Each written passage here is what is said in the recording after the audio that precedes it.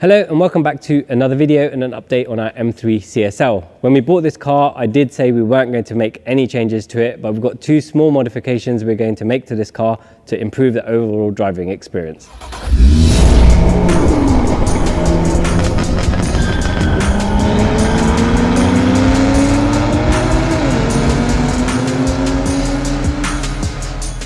So my first experience with the M3 CSL was when customers would bring them to us in around 2007 to do some engine tuning, and it wasn't mainly for the power. So our tune does add around 10 to 11 horsepower to the car, but it was mainly for the smoothness it gave on the SMG gear changes. So that's a big bugbear for people on this car. They complain the SMG is a little bit harsh, and that's why a lot of people are doing manual conversions. But I don't mind the SMG gear change in this. I think it adds to the experience, but our tune just makes that a little bit smoother without taking away the raw nature of the car. The other thing we're going to do to the car today is fit some interior parts. So I don't know if you guys know, but my business partner for Eventuri, Bilal, is also the founder of Storm Motorwerks, which makes some really cool billet interior parts. So he's going to fit some of those, and then we'll join you afterwards to see what it's like.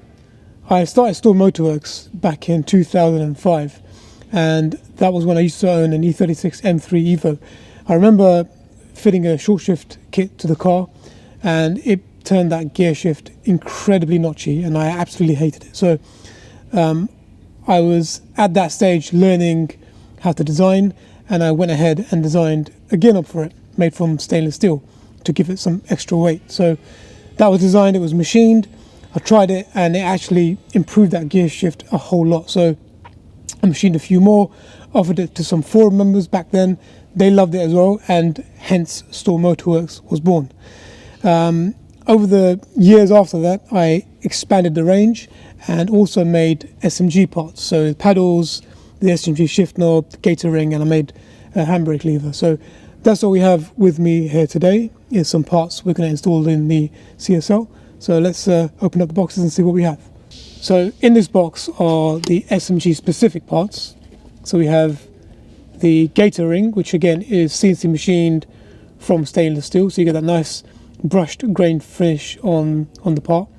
And this replaces the plastic chrome surround on that SMG shifter. That's one piece. I'll take this out and put it aside. And underneath we have the, again, CNC machined from stainless steel, the shift knob replacement. So I'll remove this. So it has the same overall dimensions as the stock shifter, but has a more, I'd say, elegant profile, and again machined from stainless steel, so you get a nice brushed finish with the engraving on top. Put this down. And finally, in this box we have the replacement for the handbrake lever, and obviously this replaces the stock handbrake. And with this we also made the release button, which is in here. Let's put this here. Okay, so this is the release button, and that goes over the top of the stock button, so you have an overall finished effect as so, which is a nice aesthetic for the interior. That's one set, and then in the other box I have the shift paddles, which were made specifically for the E46 SMG,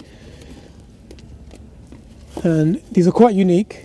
I did design these a long time ago, but they still remain quite unique in that I'll show you. Take them both up. So again, to match the rest of the set, they're machined from stainless steel, so they have a nice grained brushed finish. And I'm using in the plus and minus some glass tubes which are filled with tritium gas. Now, tritium gas is a very lightly radioactive material, and that glows constantly. So when it's dark, those vials will glow orange to give you that illumination from the plus and minus signs on the shifter, which I think is quite a unique touch. And on the back of these paddles, we have some neoprene panels to give a nice tactile feel when you're changing gears. So I'm now going to install all these parts into the car.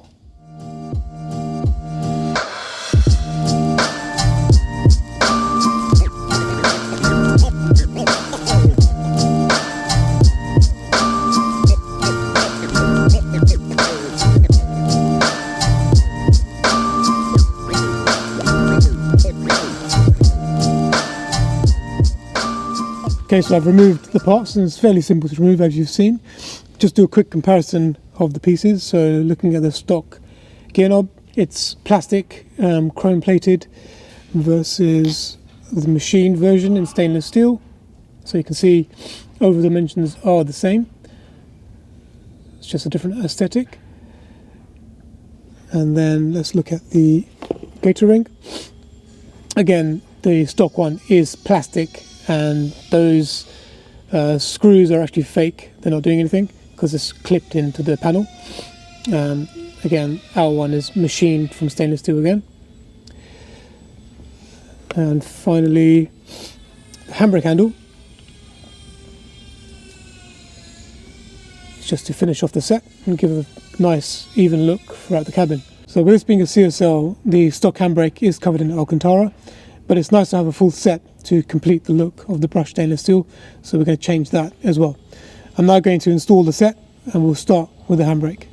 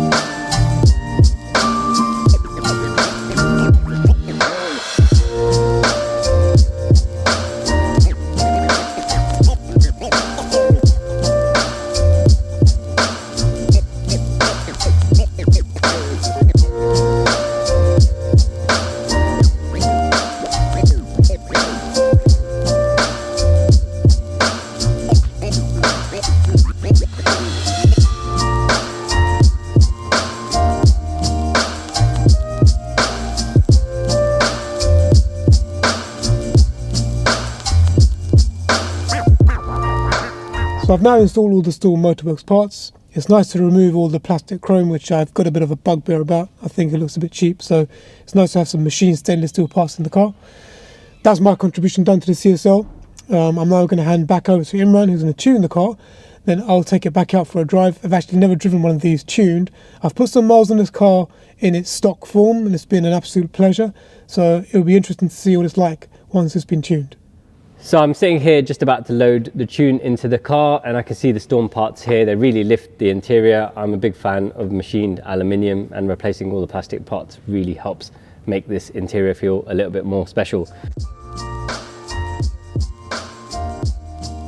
The tune has now been loaded in, so let's take it out for a drive and see what it's like.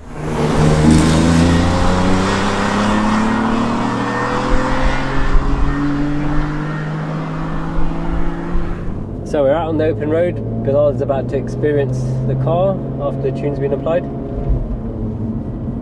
Yeah, looking forward to it. I mean, I've done a few miles in this now, mixed driving, so let's see what the difference is with the tune.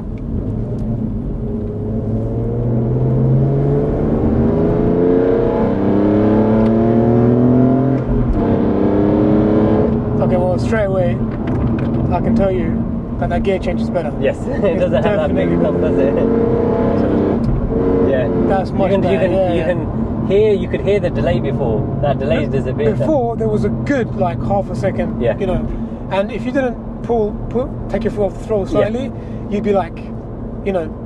So did you have your foot on? The second time I did actually. Well, maybe I subconsciously lifted it. Yeah. Because I'm so used to doing that now. But still a lot smoother. It's definitely it's faster, definitely smoother. Yeah, definitely, without a doubt. The interior parts have really given it a lift as well.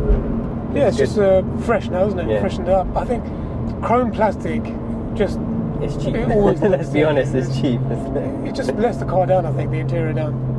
Chrome plastic, it just looks tacky.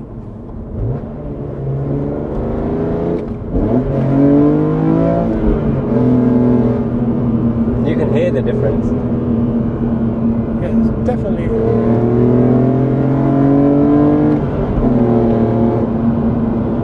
Feels much more hokey, much more responsive. Yeah, so the power's not a huge amount different, but just It's changes the responsive. drivability, yeah. Feels more responsive to drive.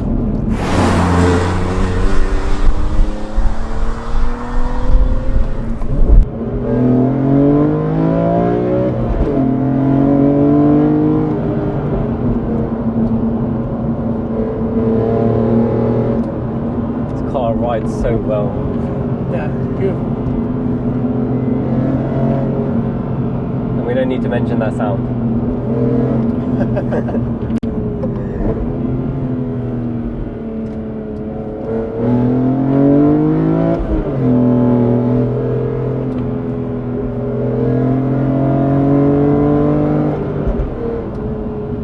You've done a couple hundred miles in it now, haven't you? I have, You've yeah. taken it home and stuff. Taking Did it the home, school run. done the school run. My son ate cereal in the car. And I found said cereal in the seat. Wrapped in a towel. Has it been used properly? It's been blessed. I've used it as a car. I think it's a bit louder as well. Intake Maybe. noise seems a tad louder. The thing is, you're running extra ignition timing, so that's not uncommon. Yeah, it's a joy to drive. It really is. Yeah, so when we bought the car, we did say we weren't going to make any changes. Those two changes we did have in our head because they just improve the overall experience of driving the car. But apart from that, we're not going to make any modifications to it. We don't want to change the exhaust like we normally do because we just want to hear the intake noise. Yeah. Suspension wise, it's perfect for the road. The only thing we will do with this car as we own it is just refresh it. So we'll have the rear subframe looked at, but at some point we'll refresh the suspension and just make it look as new as we can make it. Yeah, there's nothing else to do. I mean, the car drives so nicely. It just goes to show you what a good job BMW did on this car and how many things they changed that guys like us who want to modify everything, not just for the sake of modifying it, but to improve it Yeah. to the way we want it. Like, we drive this car and we're actually happy with it for road use. There's nothing that we need. Yeah, I've heard that the weeks are a break point even on the E46 M3, but realistically, if you're not tracking the car, I don't think we need to do a big brake kit. The only reason I would do it is for aesthetics, because these ones look tiny. Yeah. But that would be the only reason. Yeah, no, I agree. I mean, like I said, I've done mixed driving with this car, so I've done school runs, I've been on the motorways, and obviously, you know, for a nice bit of fun driving down the country lanes, and it handles everything perfectly. Yeah. I wouldn't change it. Yeah, and I think that's why it's really unfair for the new M4 CSL now, because this car was so great. It has some massive shoes to fill. Definitely. There's a lot of pressure on the new one, but I think this one has that loyalty, kind of nostalgic advantage as well. Well, the other thing is it stood the test of time. This is a 20-year-old car and we're still really enthusiastic about the way it drives. Well, just look at the values of them. Yeah. You know, that just shows you what people think of them and how revered they are in the marketplace. So it's iconic. It is the iconic CSL. Some people would argue the E9 CSL is the iconic one, but Well, yeah, that's a we'll have to different get kind of one fish. and then we'll find out for We have to ourselves. tell the difference. Cool. Okay, on that note, guys, I think we'll leave you. We'll just let you hear this fantastic airbox as we fade out to black. Thank you so much for watching, guys. If you liked the video, please remember to smash that like button, and if you haven't already, please subscribe to our channel. If you want to join the conversation, please drop a comment below and we'll try our best to respond to you. If you want to watch more of this project, you can do so over here. If you want to watch what YouTube thinks you might like from our other content, you can do so over here.